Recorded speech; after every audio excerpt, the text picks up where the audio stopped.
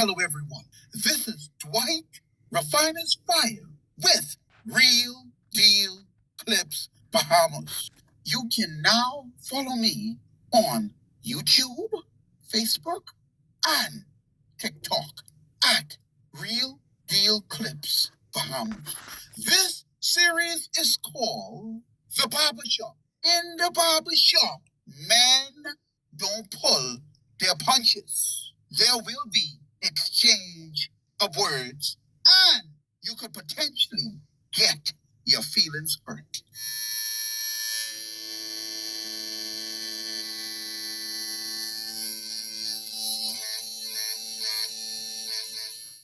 Can you hear me now, bro? Yes, I can hear you. Okay. To my listening audience, I just pointed to Ricardo Thurston, and he's saying some very, very interesting things here on how we feel about certain issues that are going on right now, in particular with this immigration situation. Are you still there, Mr. Thurston? Yes, I am. Okay. All right. You could go on. You could carry on with what you were saying to me just a moment ago, please. Yeah. I am my spirit. I do believe that in our attempts to deal with what they're calling an immigration crisis in the Bahamas, I concur with that. Right. That we have to do it. There's a right way and a wrong way to do things. Right. And I think it's important to engage all parties and have an idea and a formula that could work for all parties. The conversation about who's an immigrant and who's a Bahamian, I haven't heard anybody put a proper context to it. Right. So let's establish a foundation for this discussion. Who is a Bahamian? Prior to 1973, there was no such thing as a Bahamian. Okay. Everybody who resided within the boundaries of the British territory at the time were British subjects. So you had people from all over the Caribbean. If they were in the Bahamas at the time, even the indigenous people, they all were British subjects. Right. There was no such thing as a Bahamian. Now, during the formation of what we now know as the Bahamas, right, everybody who was in the Bahamas at the time, all of those British subjects, no matter where they came from, Haiti, Dominican Republic, some of the other Caribbean islands, whether they be French colonies, British colonies, or whatever. If you were in the Bahamas, you were a British subject. It didn't matter where you came from. Right. That grouping of people were invited to become first Bahamians. Now, you would remember that months ago, I told that some of y'all, the majority of y'all, are misinterpreting some of what Brave Davis said. Now, I want you to listen as Ricardo Thurston break it down for you. So, I see a lot of people passing around the footage with Brave Davis saying that all of us as Bahamians, your heritage is Haitian, but you're a Bahamian. Your heritage is Haitian, but you're a Bahamian. I don't call you all North Asians Bahamians. You're a Bahamian, and your origin is Haitian. Mine too, and many of us. All right. Now, let me clarify. Some of what Brave Davis is saying is true, and some of what he's saying is false. Okay. If you unpack what Brave Davis said, fundamentally he's correct. Because prior to 1973, and you're talking about the era in which Brave Davis and people who are older than 53, right, they grew up in this era. Well, I mean the ones who are 53, they were babes at the time. So let's look at people who are in there from 65 and older. Right. These people are different because their sense of identity is not oriented towards being a Bahamian because they came from being a British subject. Right. We who were born after 1973, we have a different experience. So when we approach this situation about how you deal with this immigrant crisis in the country, it's important to tell the history and tell it correctly. The persons who made up what you call the first Bahamians, they came from all over the Caribbean.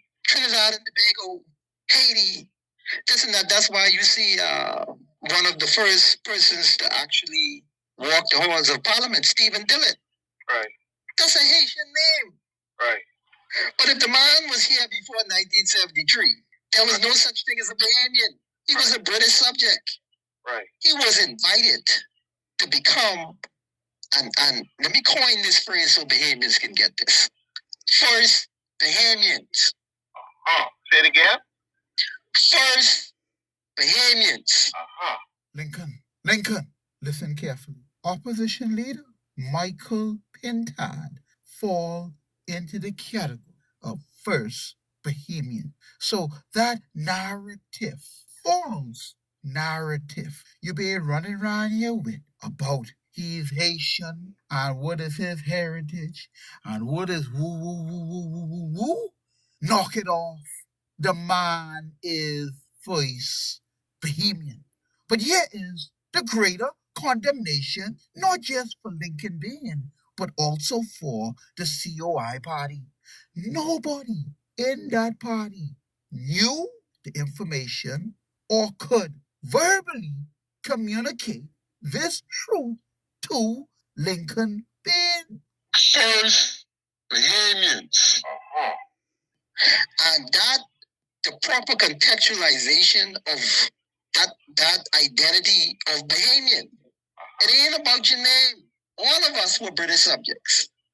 There's no difference between the person who had a Haitian name, a Hispanic name, or they came from any of the Caribbean islands. Whether they had Bahamians who came here through the slave passage and they felt like they were more indigenous than the other people who were new arrivals.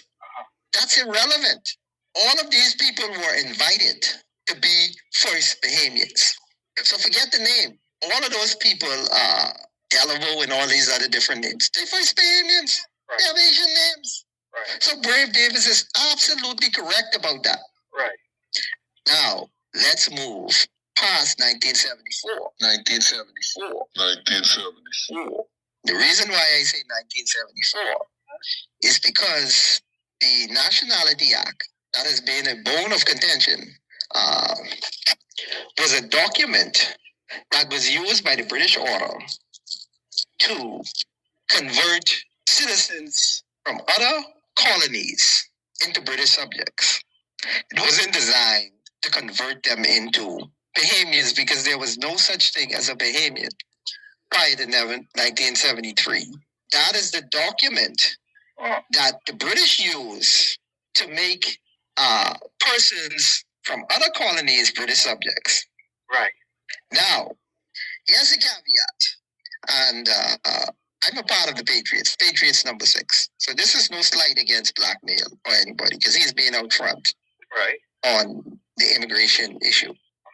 Where he's off in terms of his deliberation with the Bahamian people is this, and this is where the government has him. Right. And then this conversation needs to be, I'll explain later why I say what I said. Okay. So when you become a British subject, it's an easy transition in terms of getting documents to become a Bahamian. Right. I don't know if you're following me.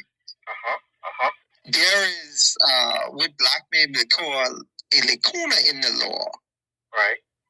Where the law doesn't make, there isn't no law to govern it. And at the same time, you don't know if, see, there's a funny thing in law, right? So when the Bahamas was formed and the Constitution was written, the Constitution didn't get codified. Okay. Let me make it make sense then. So the Bahamas wanted to retain a lot of what the British had in the British had in the Constitution, and they wanted to keep certain provisions in place because the transition wasn't complete yet. Because like if you have a child, you just don't send them out into the wild. Right. You monitor them until they grow up, until they reach a point where you could say, okay, they're ready to take the reins for themselves and they could make decisions for themselves. Right.